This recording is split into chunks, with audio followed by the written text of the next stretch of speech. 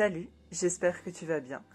Alors aujourd'hui, nous allons faire une galette des rois et j'espère que tu as passé de bonnes fêtes. Pour cette recette, tu auras besoin de 2 pâtes feuilletées, de 125 g de poudre d'amande, de 3 œufs, de 100 g de beurre, de 100 g de sucre et c'est tout. Alors, nous allons dans le saladier mélanger le beurre, la poudre d'amande et le sucre, sachant que j'ai fait une très grosse bêtise. Le beurre, je l'ai fait au pif et en pâtisserie, il ne faut jamais faire ça. Du coup, il y avait beaucoup trop de beurre dans ma galette, malgré qu'elle soit très bonne, parce que j'ai déjà testé la recette il y a un an. Celle-ci, il y a eu overdose de beurre, quoi. Mais quand tu respectes bien les doses indiquées, la recette est de toute façon en barre d'infos. Je t'ai mis le lien, elle est sur Marmiton, dans tous les cas.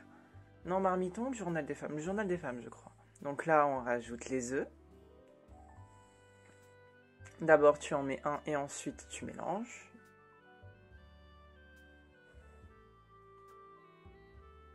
Ensuite, tu rajoutes le deuxième.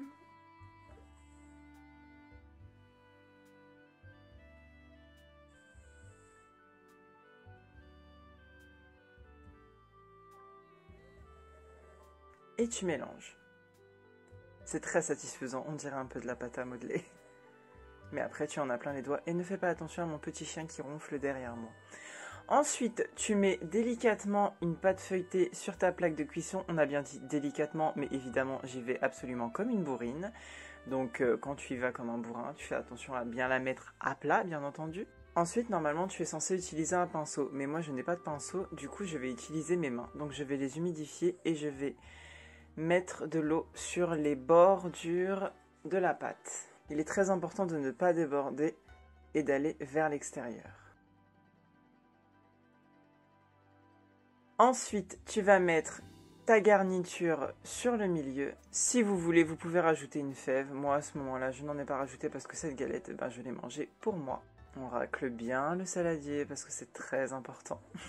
Je trouve ça super satisfaisant d'étaler. Franchement, je me suis éclatée à étaler la pâte bien. Tu vois, il y a tellement de beurre en fait qu'on voit des petits morceaux de beurre qui n'ont pas bien été mélangés. Donc pour te dire, mesure bien tes ingrédients, surtout en pâtisserie. En cuisine encore, tu peux faire un peu au pif, mais en pâtisserie, il me semble qu'on m'avait dit que c'était genre interdit quoi. Mais quelle satisfaction d'étaler la pâte et de voir, de bien la répartir et tout. Bien sûr, il était extrêmement tard quand j'ai filmé cette vidéo, mais bon. On a un peu l'habitude maintenant.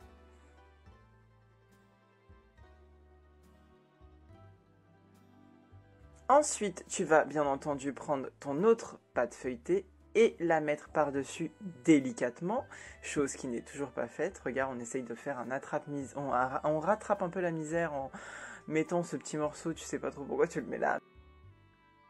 Ensuite, tu vas coller les extrémités où il n'y a pas la pâte sur les côtés entre elles pour fermer ta galette, quoi. Je ne sais pas si c'est clair, mais je pense qu'on a compris vu les images. Puis ensuite, tu vas les rebiquer pour absolument correctement bien la refermer. Regardez cette délicatesse, on dirait que je suis en train de faire une natte dans des cheveux. Et c'est super simple. Apparemment, dans cette recette, le plus dur, ce serait de prendre n'importe quoi. Ce serait de faire la pâte feuilletée. Mais là, on a fait au plus simple. Franchement, c'est vraiment pas long. Et comme vous voyez, c'est super facile. Tout le monde peut le faire. Franchement, tout le monde peut le faire. On dirait que c'est super compliqué, mais c'est super simple. Il suffit que tu veuilles inviter des potes. Bon, avec le Covid, c'est un petit peu compliqué, mais tu fais venir 3 personnes, petite galette. C'est franchement...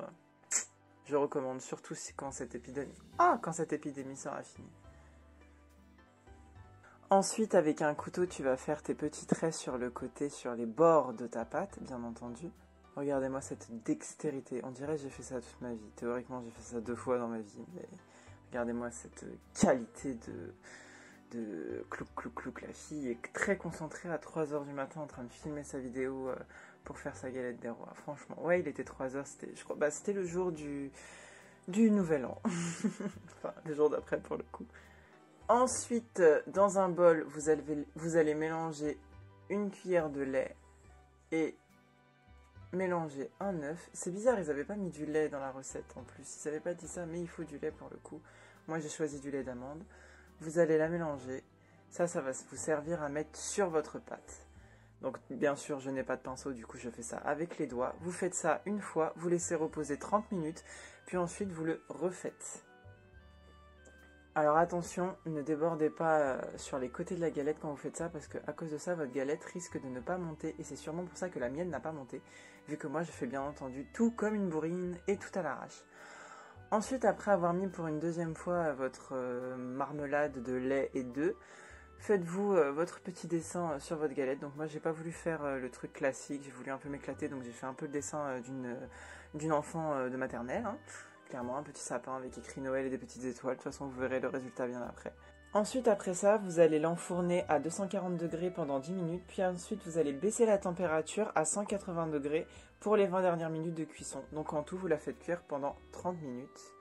Donc moi personnellement je ne la trouvais pas trop dorée quand je l'ai sortie du four, du coup je l'ai fait cuire 10 minutes de plus à 180 degrés, mais après c'est au choix. Et voilà le résultat. Donc comme vous voyez, ce superbe dessin d'enfant de 4 ans, franchement très simple, très facile, très bonne. Bon, on voit un peu la catastrophe comme quoi j'avais pas de place, on voit que c'était un plat carré, mais franchement c'était très bon. Donc voilà, je vous fais de gros bisous, j'espère que ce format de vidéo vous a plu, ça m'a fait plaisir de le faire et je vous en ferai peut-être d'autres si je me remets à faire des gâteaux. En tout cas, je te fais de gros bisous et je te dis à samedi prochain pour une prochaine vidéo.